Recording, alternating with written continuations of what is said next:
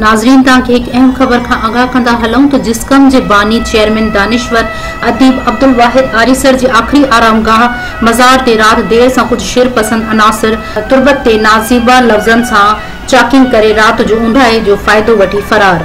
कौमी कारकुनन में कावड़ जी लहर जिस्कम मरकज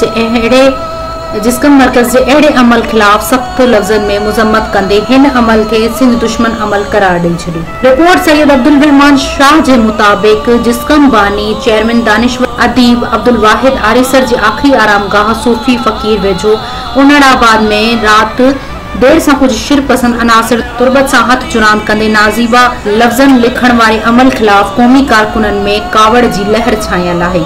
जडे अड़े अमल खिलाफ जिस्कम आरिसर चेयरमैन असलम खैरपुरी पंहिंजे मौक़िफ़ में चयो आहे त साईं अब्दुल वाहिद आरिसर जी मज़ार ते चाकिंग साईं अता मोहम्मद भंभरो जी मज़ार सां थियल हथ चुरान जो तसलसल है। इहे साॻिया हथ मुलविस आहिनि।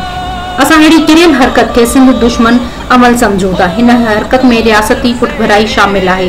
साईं अब्दुल वाहिद आरिसर जी मज़ार न पर साईं जीएम सैयद जे फिक्र का खौफज़दा है।